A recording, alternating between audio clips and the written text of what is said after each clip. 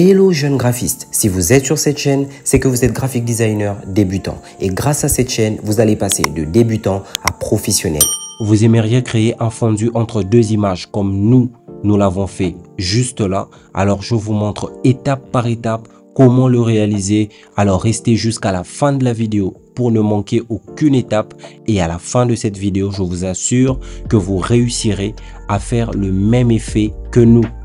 Voici donc cette méthode facile et très rapide pour pouvoir faire un fondu entre deux images avec Photoshop. La première chose que l'on va faire, ça sera d'importer nos images dans Photoshop, bien entendu.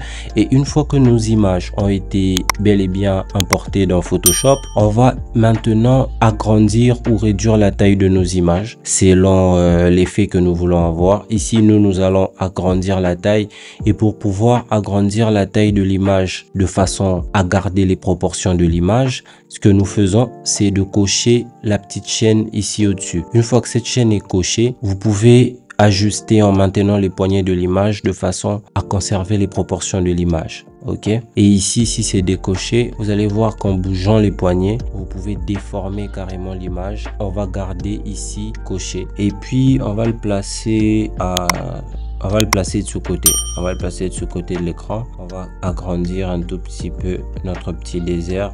On va le placer là. Puis on va venir dans le panneau de calque. On va désactiver la visibilité. On va agrandir l'autre image.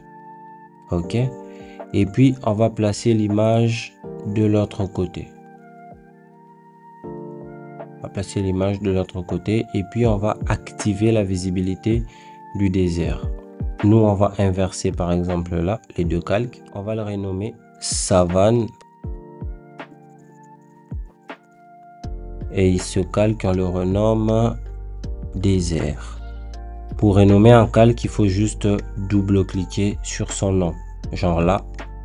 Et là, on peut le renommer. Ok. Une fois que c'est fait, on va venir sur le calque qui est au-dessus. C'est-à-dire le calque savane. On va venir ici en bas.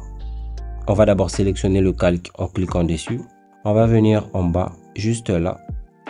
Sur l'icône de masque de fusion, on va cliquer et ça va nous créer un masque de fusion juste à côté de l'image de la forêt ou de la savane. Et une fois qu'on a ce masque de fusion, on va prendre un pinceau. Après avoir pris le pinceau, on va vérifier deux choses. La première chose, on va vérifier ici que la couleur de premier plan est en noir et la couleur d'arrière-plan est en blanc.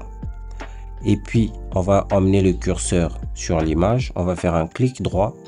Et on va vérifier qu'on a bien un brush qui a un arrondi doux. Ok. Genre là, notre brush a une dureté de 0%. C'est-à-dire que ses contours sont doux. Ok. On va utiliser une assez grande épaisseur. Ici, on est à 993 points carrément. Et puis, voilà. Ce qui se passe, c'est que on va maintenant sélectionner le masque de fusion. Voilà le principe. On va peindre avec la couleur noire. Partout où on va peindre avec le noir va disparaître.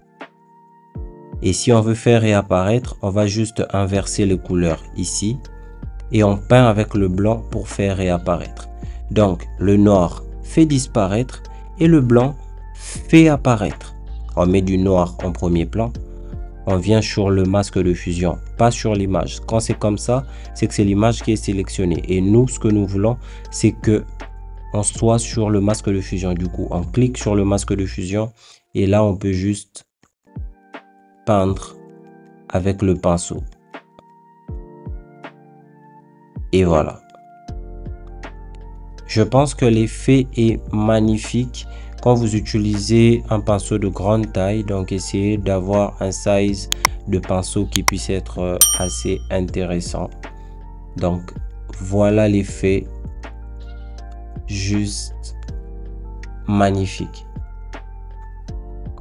Ok, j'espère que ce tutoriel vous a aidé. N'hésitez pas à revoir la vidéo s'il y a peut-être certaines parties que vous n'avez pas très bien maîtrisées. Alors, ne vous privez pas de revoir la vidéo autant que vous le pouvez. Réessayez au même moment que nous et je suis sûr que vous allez maîtriser ça.